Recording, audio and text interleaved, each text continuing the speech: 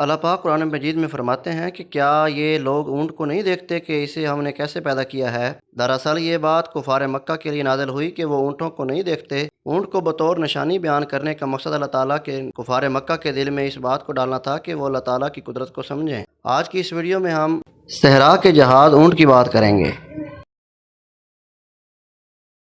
اونٹ ایک گھریلو جانور ہے جو تقریباً 40 سے 50 سال تک زندہ رہتا ہے، جبکہ گائے کی عمر اوسطاً 15 سال ہوتی ہے۔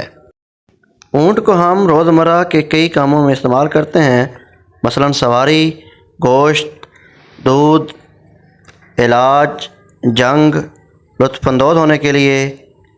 ریسنگ جو دنیا کے کئی ممالک میں وقوع پذیر ہوتی ہیں، لڑائی کے لیے بھی اونٹوں کو استعمال کیا جاتا ہے، جو کہ سندھ کے علاقے میں بہت پسندیدہ سمجھا جاتا ہے۔ اونٹ کو رقص کے لیے بھی استعمال کیا جاتا ہے۔ اس کے علاوہ اونٹ ایک انتہائی وفادار جانور ہے، یعنی یہ اپنے مالک کو کبھی چھوڑ کے نہیں بھاگتا۔ اونٹ کے جسم کی اگر بات کریں تو یہ ایک انتہائی سخت ہوتا ہے اور اس کی بناوٹ کچھ اس طرح کی ہوتی ہے کہ اللہ تعالیٰ نے اسے شاید انسانوں کی سواری کے لیے ہی بنایا ہے۔ اونٹ پر سوار ہونا بھی ایک مشکل کام ہے۔ اگر اس کی ٹانگوں میں 2 گھٹنے نہ ہوں تو یہ بیٹھ کر اٹھ بھی نہیں سکے گا جس طرح یہ اب کام کرتا ہے۔ اس کے علاوہ صحرا میں موجود دوسرے جانوروں کی نسبت اونٹ کا ٹیلوں پر چڑھنا انتہائی آسان ہوتا ہے، لیکن دوسرے جانوروں کے لیے یہ انتہائی ایک مشکل کام ہوتا ہے۔ اونٹ اس کام کو بہت جلدی مکمل کرتا ہے۔ اونٹ کے اگر ہونٹوں کی بات کریں یا اس کے منہ کی بات کریں تو یہ انتہائی سخت ہوتے ہیں۔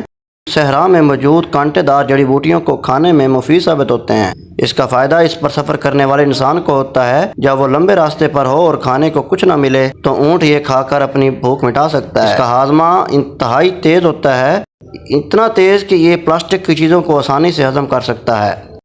اونٹ کے آنکھوں کے باہر 3 پلکیں ہوتی ہیں۔ ان میں سے 2 پلکیں جو ان کی آنکھوں کو ریت سے بچانے میں معاون ثابت ہوتی ہیں، اور تیسری قسم کی جو پلکیں ہوتی ہیں وہ بہت پتلی ہوتی ہیں، جو آنکھوں کو صاف کرنے کے لیے ونڈ شیلڈ ویپر کی طرح کام کرتا ہے۔ یہ اوپر اور نیچے کی بجائے ایک طرف سے دوسری طرف بند اور کھلتی ہیں۔